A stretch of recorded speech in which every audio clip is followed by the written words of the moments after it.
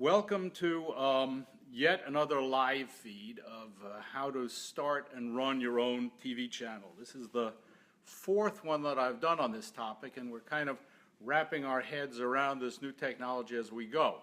I should say now, and I'll probably say again before we finish, that we are going to be running a complete one-day intensive seminar just on this very topic here at the studios of thevj.com, high atop the Museum of Modern Art in Midtown Manhattan, on the 5th of November, which is a Saturday. So if you're interested in that, there's still a few spaces left. What I really want to talk to you about today is how you do this, and more significantly, how you make an income doing it, because that's the most important part of this thing. So many new technologies have arrived, and startups get going, and no one pays attention to the revenue, and this is an enormous mistake. If there's no revenue, there's no business. So the most important thing that I want to deal with here and in subsequent discussions is how you make money out of this along with the technology.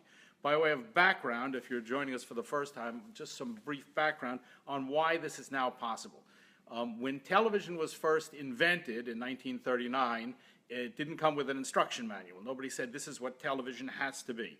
And television in 1939 was very much a child of the technology of 1939, which was enormous cameras, highly lit studios. It was really an offspring of radio, and in fact, the whole thing was invented just across the street over here at Rockefeller Center at the NBC studios, where they were very used to doing radio, and the thing was broadcast. And so signals were pushed through the air, and hey, Larry, how are you? Good to take notes. The signal was pushed through the air, and because it went through the air, there was a limit to the number of channels that were possible. So in those days, you were limited to basically 3 networks, which the FCC ran, and the way these people made money was they dropped commercials into interstitial parts of the programming. And nobody else could get access to this thing except for CBS, NBC, and ABC, because that's what the FCC and the government mandated. Essentially, they gave away your space, which we all owned, but that was television. That's what television programming was. In the 1980s, when cable came along, instead of pushing the signal through the air, it arrived through a coaxial and later fiber optic cable, which meant you went from 3 networks to essentially 500 networks, but the model was still the same. The programming was linear, and you dropped commercials in the middle of it, and that's how you made your money. Now we're at what I would call the beginning of the third revolution here, and if you want to make the kind of money that people made in cable when they first got in, this is the time to get in. The difference here, the whole point of television is to get a signal into somebody's house so you can append advertising to it. That's what the whole thing exists for. And so if you were limited to cable, you had to deal with Time Warner or AT&T or Verizon or one of those guys. And if before that was broadcast, you had to deal with ABC or NBC or CBS. Now it's the internet. And the internet makes it possible to put this signal, which is what we're talking about, the content, the thing that carries the content, into 3 billion homes anytime you want for free, just like I'm doing now. But the whole point of doing this is to put the advertising that's appended to it. Otherwise, you're just having a good time, and it's really kind of worthless. Now, let's talk about how networks make money, because if you want to start your own network, clearly the technology is here to do it. I mean, it is nonlinear. You don't have to have programming at 8 o'clock, 9 o'clock, and 10 o'clock. The programming is whatever you want to make, and in subsequent discussions about this, and certainly on Saturday, November 5th, we're going to talk about what kind of programming works the best. But here's what I really want to talk about today, and that is how you make money out of this thing, because if you don't make money, it's not going to last. Just like Vine didn't make money, so Vine is today dead because they had no income. You must pay attention to the revenue. Now, what made me think of this was there was an interesting piece in the Times today on the business section. After merger, TV ads for an audience of 1. This will be backward because that's the nature of live streaming on Facebook. But essentially, the most important part was this third paragraph that said, viewers with new subscription options could enjoy fewer interruptions and see ads for products you're interested in. We're already familiar with this. For those of us who are on Facebook, which you obviously are, you get ads all the time. You go and do a search for underarm deodorant, and the next thing, you get 20 spot ads for underarm deodorant, because now the people who put this through on the internet can drill down and find exactly who you are. When new technologies come along, old businesses tend to inject the new technology into their old way of working, which is generally a mistake. Television, since its inception, has been providing programming and jamming commercials into it. That's how they made their money. So, for example, NBC buys the rights to the Olympics, and they pay a fortune for it, and then essentially they sell 30-second swaths throughout the whole thing to advertisers who ride along on the audience that NBC has brought to the table. And that's how NBC pays for the Olympics. They charge these advertisers these little swaths of space. That works great in a linear world because obviously NBC had the gateway to access. And the same thing is true for Discovery Channel or HGTV or any of these other networks because they had a monopoly on access. And they made their money by leasing out 30-second swaths along the way, these are commercial spots, to people who are interested in riding along with their audience to get their message into the homes of the viewers. This made sense in the 1960s and 1970s and 1980s. It doesn't really make sense in a digital platform, which is what we're headed for, because the digital world is a completely different world. Now, you can see from this article that what they're thinking is, well, we'll still put commercials in, but we'll be able to granulate the commercials so that we'll make specific commercials for what you want to see. Personally, I think this is bullshit. I don't particularly want to look at commercials the same way I don't want to look at ads on Facebook, but that's the price you pay. But it opens the door to a much more interesting idea. And here's the idea. In the old construct, Nike, for example, essentially leased spaces from NBC on their Olympics program, to use a large example, and Nike carried along with NBC in the hopes that people who are watching sports were interested in Nike products. So Nike paid a lot of money to NBC. NBC took that money and paid for the rights and the production. That's great in a world in which NBC closes the door or has the gateway to access. In a world in which you or anyone else can start your own TV channel, and you can. I mean, that's basically what I'm doing right here. It's very easy to do this. Why do you need NBC? Why do you need the Travel Channel? Why do you need Fox? The fact is, you don't. So let's go back to the Nike example, which I think is a fantastic example of this thing. But you can do it for your own business as well on a smaller scale. One day, Nike wakes up and says, wait a minute, what do we need NBC for? Let's go buy the Olympics ourselves, or in partnership with 2 or 3 other sports entities, and instead of putting it on a linear channel like NBC, we'll put it online. And now, from now on, since we own the rights, if you want to watch the Olympics, the only place you can see the Olympics is at Nike.com. You can't see it anyplace else. And now, because it's non-linear, we don't have to run ads on the Olympics. What we can in fact do is put little click and buy things all over the screen, which are up there all the time. So now the Olympics becomes essentially a 24-hour or an 8-hour every day for 9 days advertising event for Nike to sell their stuff. Now this may seem crazy in some way, but I actually had a personal experience with this. The first billionaire partner I ever had and started me in business was a guy named Jan Standback, who was a Swedish billionaire. He actually appears in the book The Girl with the Dragon Tattoo.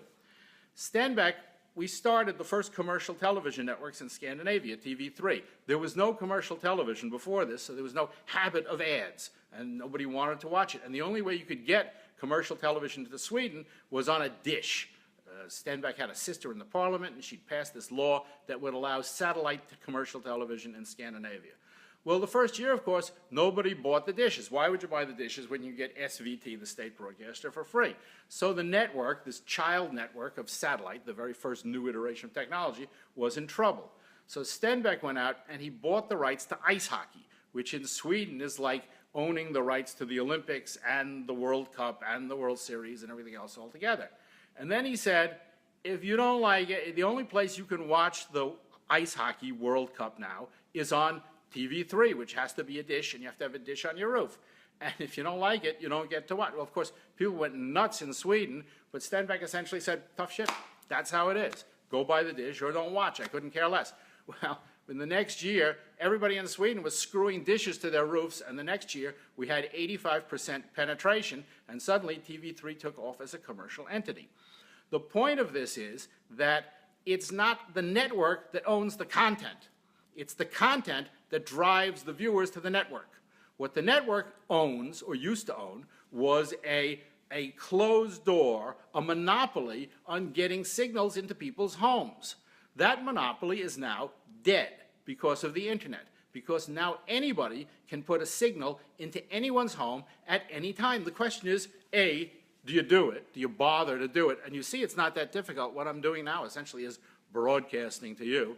Do you bother to do it? And B, if you do it, how do you make money out of it? To make money out of it, you have to marry the content to something that is saleable.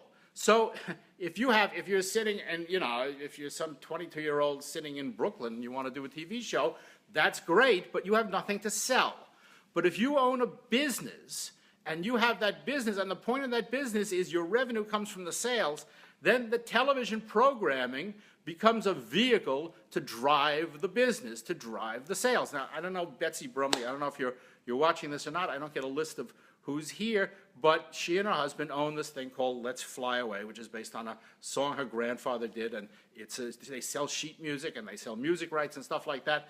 And that's a natural business to create your own channel because A, it'll attract people who are interested in country music and I don't know exactly, gospel or whatever your specific area is, but it becomes, as we talked about last time, an online affinity group. In other words, it becomes a community of people who are interested in the thing that you are in love with yourself and making all your programming about it. Let's go back to this notion of conventional cable. Today, HGTV, through Scripps, puts on, all these housing things. And, of course, then Lowe's, that sells hardware and stuff like that, advertises on the shows on HGTV. You can see what a crazy method this is, because what's the point of the ads on Lowe's except to convince people to turn off the TV, get in your car, drive to the Lowe's store, and buy some crap? Well, you know from Amazon already, which is eating up stores left and right, that the whole purpose of the internet is you can do click and buy directly online. So Amazon, of course, has no content that's married. It's starting its own channel, but we still live in a world in which commerce is over here and content is over here. This also makes no sense. So if I were running Lowe's, which I'm not, but if they called me up and said, we want to hire you for a pornographic amount of money to consult with us, and if you're watching, I'm happy to do it, what Lowe's needs to do is screw HGTV, nothing personal because I like the people at Scripps, but screw HGTV, that's very 1980s kind of television. Instead, what they need to do is launch the Lowe's channel and still put the same kind of shows, House Hunters or whatever they want to call it, on the Lowe's channel. But in the meantime, while they've got this captive audience married to the content, they're doing click and buy acquisitions online right away to buy stuff at Lowe's. We'll deliver it to your house. You see where this is headed. This is in some ways inevitable. It's also in some ways the most obvious thing in the world to me, because the trick to success in this world is to listen to the technology and answer, what is the technology telling me? The technology is telling you that A, anybody can start a TV channel now. There's absolutely no barrier to entry. B, as there is no barrier to entry, there are going to be millions of these things, like we went from one website to millions of websites. Some will live and most will die. The ones that will live will be those that can generate revenue on their own accord. Selling advertising is one thing, subscription model is another thing, and these are all not bad things, but the real secret here is to marry content with commerce, which has never really happened before. If you look at Amazon, they sell books and stuff like that, or they sell everything, in fact, but they don't have content. If you look at TripAdvisor or what the hell is the one that sells, say, if I don't write scripts and I just make this stuff as I go along, I run into trouble because I get old. But if you look at websites that sell, that do our click and buy, Kayak, for hotels or hotels.com or stuff like that, there's no content on these sites. And at the same time, there's programming that deals with, search for the best hotel or best hotels around the world or best beaches. There's a million travel-related programs. But because of the way the television was run, content sits over here and commerce sits over here, which is crazy. And it's sort of antithetical to what the web does really well, which is content and commerce together. The web does something else which is really well, which is it allows a two-way dialogue. So if you're online here and you have questions, type them in and I'm happy to answer. Otherwise, I could have pre-recorded this whole stupid thing a long time ago. My primary point that I want to make here is that The technology for doing this exists now. Nothing has to be invented. You don't have to go out and hire a bunch of brilliant graduates of Princeton University, and you guys who came from Princeton that I hired, would you finish the site and then I'll pay you. I don't have to hire a bunch of geniuses, math geniuses from Princeton to design new technology to create these new online channels. The technology is here. It's off the shelf. The technology has been built already. The model for revenue has also been built already, but right now it sits in two very separate silos. We know click and buy works because we see sites that are click and buy, and we know that content attracts people because we have a model 70 years, at least, if not including radio, where content does indeed bring audiences. The idea here is to bring these two things together, and that really makes a lot more sense. So, for example, a clothing manufacturer should, or a clothing store, Bloomingdale's.com, should commission the creation of Project Runway. It doesn't make any sense for, who is it, A&E, does Project Runway, and then go out and try and sell these 30-second swaths of commercial time back to a clothing manufacturer or H&M or somebody like that. I put this thing on, when I wrote it originally on, you can read the text of this thing, but you can, originally when I put it up, I was driven by the article, but in point of fact, the question here is who needs NBC? And the answer is actually nobody. NBC is dead. I mean, they don't realize it yet, and even if I go across the street and tell them, they'll throw me out. But in point of fact, it is. So Julio Alexander Cordero Ciese, I hope I pronounced that right, says, how do we buy good content at a good price to showcase in our channel and then marry it with our product? That's a very good question. So first of all, you have to decide on what the affinity group that your product crawls for. So if you're in the food business, obviously people are interested in food. If you're specifically in like Japanese food, and I went to a fantastic Japanese restaurant last night, then that's your even tighter affinity group. Content in the world of broadcast is a lot of stuff, because if you're running a cable channel, you got to go 24 hours a day, 7 days a week, every single day. You need tons and tons of content. Content in an online digital channel is not quite so demanding. A, because it's nonlinear, so whatever you put up sits there and lives there forever. And the more you add to it, the more stuff you got. B, you don't have to be the only producer of content. If you look at the most successful online content businesses, and I'm talking about Twitter or Facebook or Instagram or YouTube, they are 100% user-generated content. In other words, they are content that is given to you by the people who are members of that affinity group. Certainly you can produce your own TV shows, and again, if you go to thevj.com, I'll explain to you how to produce TV shows for next to nothing with your iPhone and how to make quite good ones, but you are not the only source of content here. You certainly don't have to pay anybody for it, and you don't have to acquire it from anybody, and you don't need shows, but what you need is live streaming, you need text, you need interesting articles like Drudge.com. All that guy does is put up links to other places. So you put up links to all the Japanese food places, restaurant reviews and stuff like that you find interesting. It's about text, it's about photographs, it's about video, it's about live streaming, it's about every aspect of the digital world in terms of content that is offered. The great problem with linear broadcasting cable is these guys are trapped in this world where it's half-hour show, half-hour show, half-hour show, half-hour show, half-hour show, new material, new material, new material, new material. This is a death march. In the world in which there are only 3 networks, they divided 100 million households, so they could sell advertising for a fortune, because who didn't want to be in front of 30 million households? In the cable world, when I started in television, it was broadcast. If you didn't get a 15 rating, in other words, if you didn't get 15% of the households looking, you were dead. And then when cable came along and we started producing all these shows for cable, if you didn't get a 1 or a 1.5 or a 2, you were dead. And then it got down to a 0.5. And today, it's like if you get a 0.1, you're still in business. 1/10 of 1% of the viewers showing. Well, as we go from 500 cable channels to essentially 10 million online digital channels, the viewership is going to compress even more. There won't be enough money because advertisers won't pay enough in a linear world to continue to drive this machine. The machine is dead. It's dead because the technology has killed it. But what replaces it is this open-end, endless, infinite, nonlinear digital world, and we are no longer limited to half-hour show, half-hour show, half-hour show, half-hour show.